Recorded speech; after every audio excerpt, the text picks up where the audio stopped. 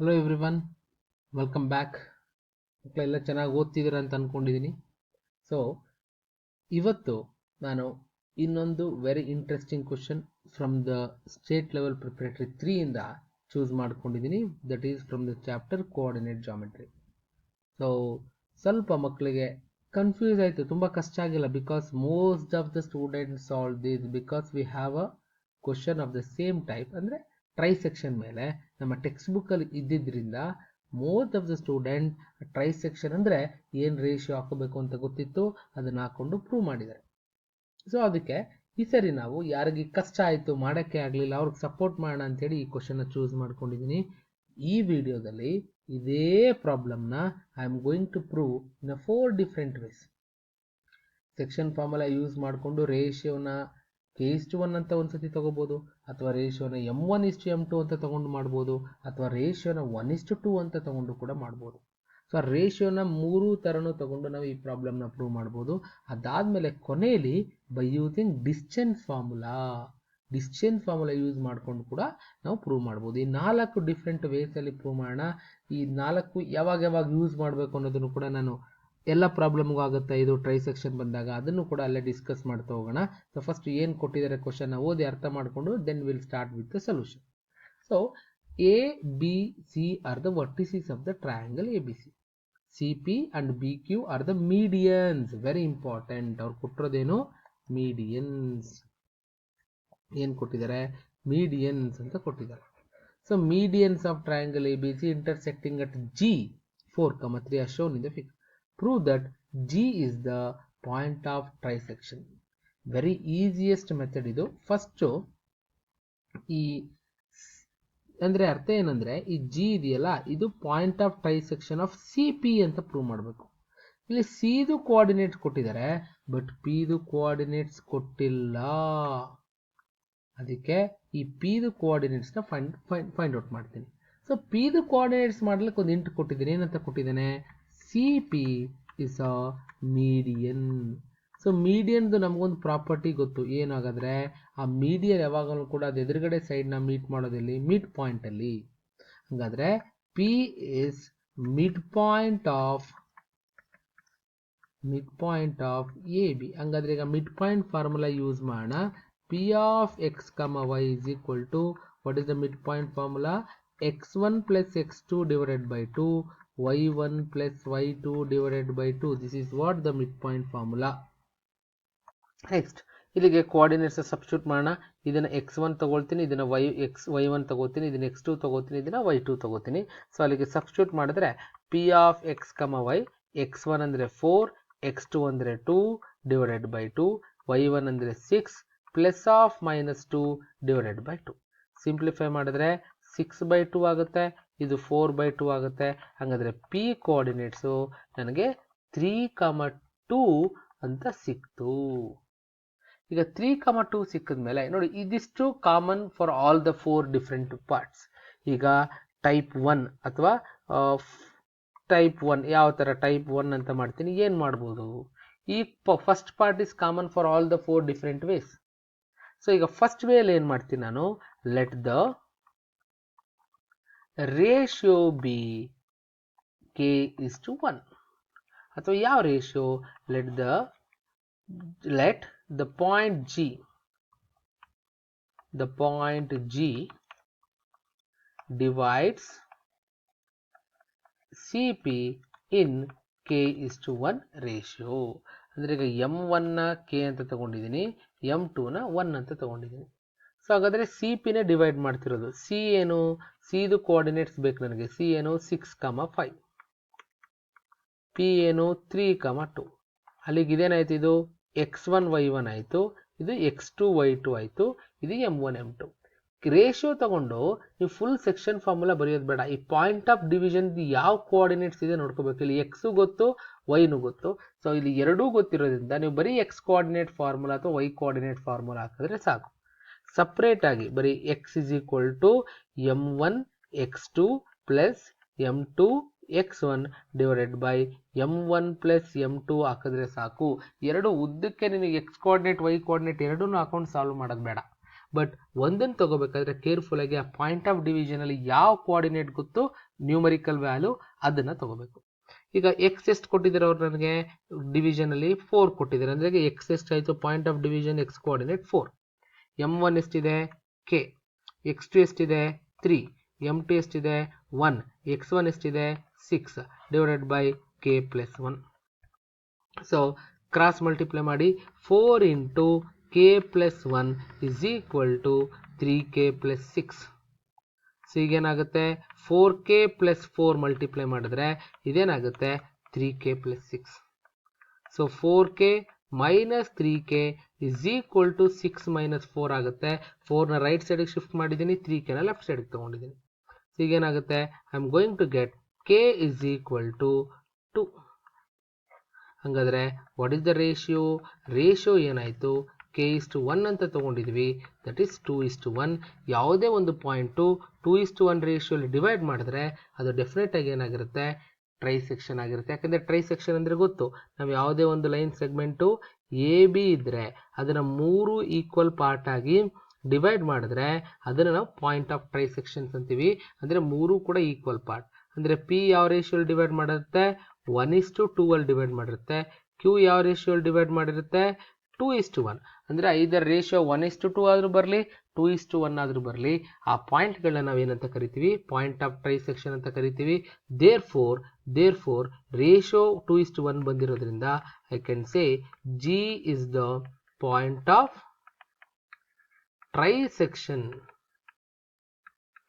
Of CP. This is what my first method to solve this particular question. ಇವಾಗ ಇದೇ ವಿಡಿಯೋನ ಇನ್ನೊಂದು ಮೆಥಡಲ್ಲಿ ಮಾಡೋಣ. Let me call it as method 2. ತುಂಬ difference ಇಲ್ಲ. ಆಲ್ರೆಡಿ ನಾವು ಮೆಥಡ್ 1ಅಲ್ಲಿ ರೇಷಿಯೋನ k:1 ಅಂತ ಹಾಕೊಂಡಿದ್ವಿ. ಇಲ್ಲಿ ಏನು ಮಾಡ್ತೀನಿ, so I am going to take the ratio as m1:m2. m1 m2ನೇ ಹಾಕೊಂಡು ಮಾಡ್ಬೋದು. So I am going to take let g divides CP in the ratio m1:m2. So ಈಗ ನಾನು ಒಂದು ಫಿಗರ್ನ ತಗೊಳ್ತೀನಿ. ಫಿಗರ್ನ ಇಲ್ಲಿ ತಗೊಂಡು then will move on to the next part. ಏನು ಮಾಡ್ಬೋದು, ಸೊ ಸೇಮ್ ಫಿಗರ್ ಇಲ್ಲಿ ತಗೊಂಡಿದ್ದೀನಿ, ನೋಡೋಣ ಈಗ ಏನಾಗುತ್ತೆ ಅಂತೇಳಿ. ಸೊ ನಾವು ಈಗ ನನಗೆ ಇಲ್ಲಿ ಆಲ್ರೆಡಿ ಗೊತ್ತು ಪಿ ಕಂಡುಹಿಡಿದಿದ್ದೀನಿ ಆಗ್ಲೇ. ಅದೇ ಪಾರ್ಟ್ ಪಿ ಕಂಡುಹಿಡ್ಕೋಬೇಕು ಇಲ್ಲಿ 3,2. ಅದನ್ನು ಬರೆದು ಇದನ್ನ ಮುಂದಕ್ಕೆ ಇದನ್ನು ಕಂಟಿನ್ಯೂ ಮಾಡಬೇಕು. ಸೊ ಈಗೇನಾಗುತ್ತೆ ನನಗಿಲ್ಲಿ ಸಿ ಕೋಆರ್ಡಿನೇಟ್ಸ್ ಕೊಟ್ಟಿದ್ದಾರೆ. ಜಿ ಕೋಆರ್ಡಿನೇಟ್ಸ್ ಏನು 4,3, ಸಿ ಕೋಆರ್ಡಿನೇಟ್ಸ್ ಏನು 6,5, ಪಿ ಕೋಆರ್ಡಿನೇಟ್ಸ್ ಏನು 3,2. So G point of division ಆದ್ರಿಂದ x,y ಆಗುತ್ತೆ, ಇದು x1 y1 ಆಗುತ್ತೆ, x2 y2. ಅಗೇನ್ ಇಲ್ಲಿ ನಿನಗೆ ಜಿ ಅಲ್ಲಿ ಎರಡೂ ವ್ಯಾಲ್ಯೂ ಇರೋದ್ರಿಂದ ನೀವು ಎಕ್ಸ್ ಕೋಆರ್ಡಿನೇಟರ್ ಯೂಸ್ ಮಾಡ್ಬೋದು, ವೈ ಕೋಆರ್ಡಿನೇಟರ್ ಯೂಸ್ ಮಾಡ್ಬೋದು. ಸರ್ ಪ್ರೀವಿಯಸ್ ಎಕ್ಸ್ ಯೂಸ್ ಮಾಡಿದ್ರಲ್ಲ ಸರ್, ಡೆಫಿನೆಟ್ಲಿ ಇಲ್ಲಿ ವೈನ ಯೂಸ್ ಮಾಡೋಣ. m1 y2 plus m2 y1 divided by m1 plus m2. Sir ಇಲ್ಲಿಗೂ ಎಕ್ಸ್ ಯೂಸ್ ಮಾಡಲ್ಲ, ಡೆಫಿನೆಟ್ ಆಗೂ ಮಾಡ್ಬೋದು. ಯಾಕಂದರೆ ನನಗೆ ಪಾಯಿಂಟ್ ಆಫ್ ಡಿವಿಷನ್ ಎರಡು ಕೋಆರ್ಡಿನೇಟ್ಸ್ ಗೊತ್ತು. ಸೊ ವೈ ವ್ಯಾಲ್ಯೂ ಎಷ್ಟು 3, ವೈ ವ್ಯಾಲ್ಯೂ ಎಷ್ಟಿದೆ 3. m1 ಎಷ್ಟು m1 ಅಂತಲೇ ತೊಗೊಂಡಿದ್ದೀನಿ. y2 is 2, m2ನ ಹಂಗೆ ಇಟ್ಕೊಂಡಿದ್ದೀನಿ. y1 is 5 divided by m1 plus m2. Cross multiply ಮಾಡಿದ್ರೆ 3 into m1 plus m2 is equal to 2m1 plus 5m2. So ಮುಂದೆ ಹಂಗೆ ಸಿಂಪ್ಲಿಫೈ ಮಾಡೋಣ. ಸೊ ಸಿಂಪ್ಲಿಫೈ ಮಾಡಿದ್ರೆ ನನಗೇನು ಬರುತ್ತೆ 3m1 plus 3m2 is equal to 2m1 plus 5m2. m1 ಎಲ್ಲ ಒಂದು ಕಡೆ ತಗೊಳ್ಳಿ. ಸೊ 3m1 ಆ 2m1 ಈ ಕಡೆ ತಗೊಂಡ್ರೆ ಮೈನಸ್ 2m1 ಆಗುತ್ತೆ. 5m2 ಅದನ್ನ ಈ ಕಡೆ ತಗೊಂಡ್ರೆ 3m2 ಆಗುತ್ತೆ. So m1 1m1 is equal to 2m2. So 1/2 is equal to, ಅಥವಾ m1/m2 ಬೇಕು ಅಂದರೆ m1/m2 is equal to 2 divided by 1. Therefore 2/1 ಅಂದರೆ ರೇಷಿಯೋ ಏನಾಗುತ್ತೆ 2:1.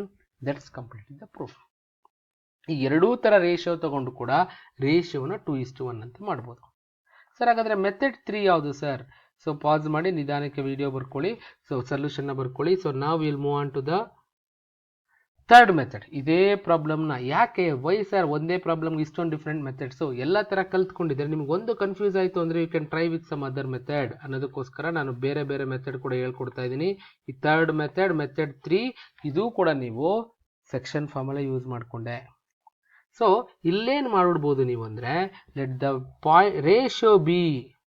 So given G is, we have to prove G is a point of trisection. Take ratio as 2:1. ಇಲ್ಲಿ ಏನು ಮಾಡ್ಬಿಡ್ಬೋದು, let the ratio in which G divides, ಯಾಕಂದ್ರೆ trisection ಅಂತ ಕೊಟ್ಟಿದ್ದೀನಲ್ವಾ, try ಅಂತ ಕೊಟ್ಟಿದ್ಮೇಲೆ ನೀವು ಅದನ್ನ 2:1 ಅಂತ ತಗೊಬಿಡ್ಬೋದು, ಯಾಕಂದ್ರೆ ಗೊತ್ತು 2:1 ಬರಬೇಕು ಅಂತ. ನಾವು G ಯೂಸ್ ಮಾಡಿಕೊಂಡು 2:1 ಅಂತ ಮಾಡೋ ಬದಲು ರೇಷಿಯೋ 2:1 ಇಟ್ಕೊಂಡು G ಕೋಆರ್ಡಿನೇಟ್ಸ್ ಕಂಡುಹಿಡಿದ್ಬಿಡೋದು. ಸೊ ಈಗ G ಆಫ್ ಎಕ್ಸ್ ಕಮ ವೈನ ಕಂಡುಹಿಡಿಯಿರಿ. ಸೊ ಫಾರ್ಮುಲಾ ಏನು, m1 x2 plus m2 x1 divided by m1 plus m2, m1 y2 plus m2 y1 divided by m1 plus m2. So ಈಗ ರೇಷಿಯೋ ನಾನು ತಗೊಂಡಿದ್ದೀನಿ, ಇದನ್ನ m1 ತಗೋತೀನಿ, ಇದನ್ನ m2 ತಗೋತೀನಿ, ಇದು x1 ಆಗುತ್ತೆ, ಇದು y1 ಆಗುತ್ತೆ. ಸೊ ಇದು 3,2 ಅಂತ ಆಲ್ರೆಡಿ ಕಂಡುಹಿಡ್ಕೊಂಡಿದ್ದೀವಿ. ಸೊ ಅದನ್ನ ಮಾಡಲೇಬೇಕು ಎಲ್ಲದಕ್ಕೂ, ಅದನ್ನ ಮಾಡಿ ನೆಕ್ಸ್ಟ್ ಇದು ಕಂಟಿನ್ಯೂಯೇಷನ್ ಪಾರ್ಟ್. ಸೊ m1 ಏನಿದೆ 2, x2 ಏನಿದೆ 3, m2 ಏನಿದೆ 1, x1 ಏನಿದೆ 6 divided by 2 plus 1. 2 into y2 ಏನಿದೆ 2, y1 ಏನಿದೆ m2 is 1, y1 is 5 divided by 2 plus 1. So ಎಷ್ಟಾಯಿತು, 2 3 is 6, 6 plus 6 12 divided by 3, 2 2 is 4, 4 plus 5 9 divided by 3. So ಅಲ್ಲಿಗೆ G of X ಕಮ Y ಏನು ಬಂತು, ವಿಲ್ ಗೆಟ್ 4,3. ನೋಡಿ ಆ ಕೋಆರ್ಡಿನೇಟ್ಸ್ ಇಲ್ಲಿ ಬರ್ಸ್ಬಿಟ್ಟೆ. ಸೊ ಈಗಾಗಾದ್ರೆ ಏನಂತ ಹೇಳ್ಬೋದು, therefore we can say G of 4,3 is a point of trisection. This is another way, point of trisection.